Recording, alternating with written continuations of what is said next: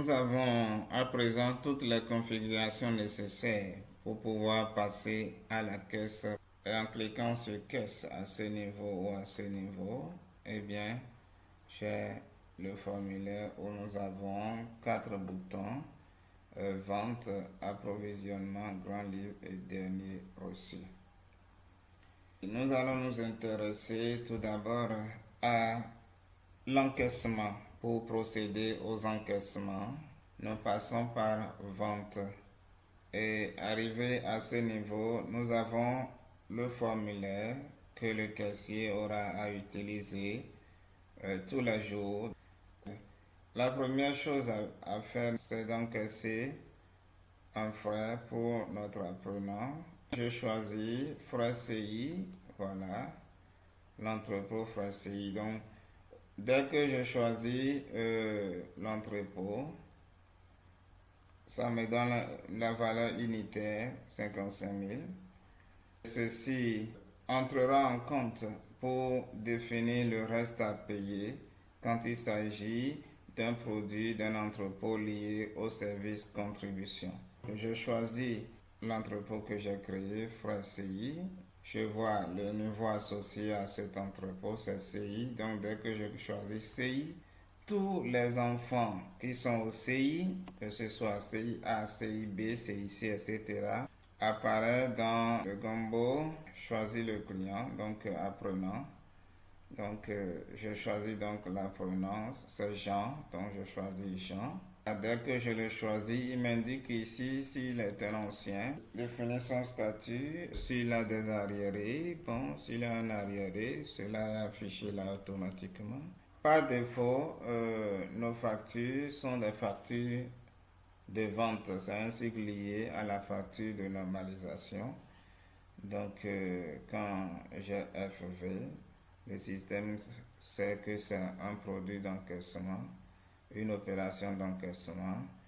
Maintenant, si c'est une facture qui doit annuler une autre, eh bien c'est là je viens cliquer sur avoir et j'indique le numéro de reçu local et il me retrouve le numéro lié à la facture et normalisée et passe l'écriture de manière à annuler sur la plateforme l'opération qui ne doit pas être prise en compte. Donc, dès que le système voit FA, il sait que c'est une opération qui entre en annulation d'une facture. C'est pourquoi il demande la référence de la facture qui est annulée.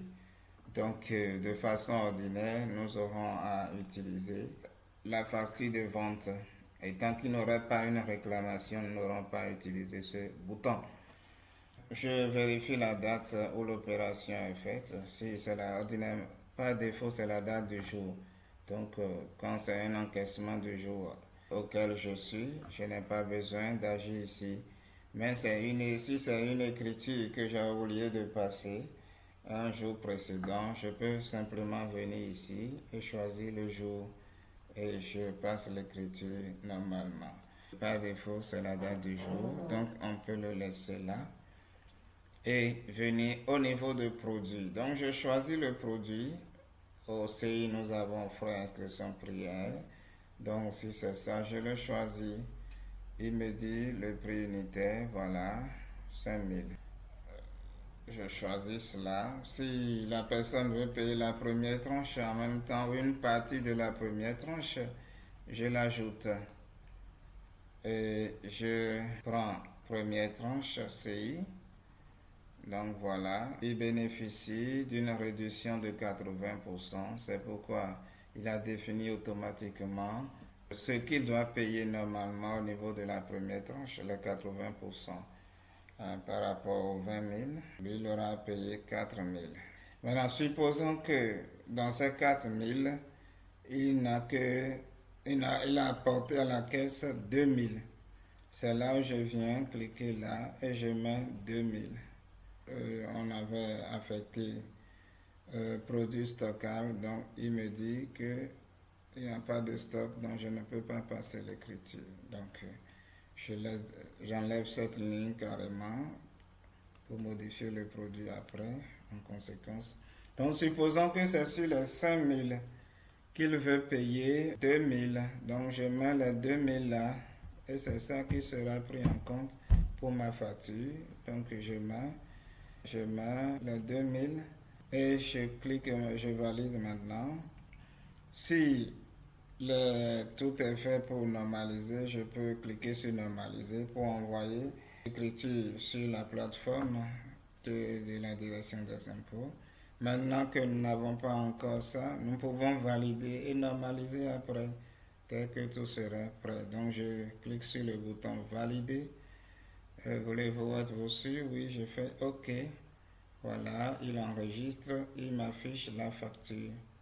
Je clique après sur imprimer pour pouvoir imprimer mon reçu simplement. Si je ne veux pas imprimer, je fais annuler.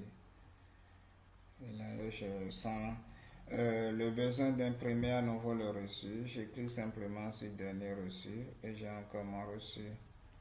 Voilà.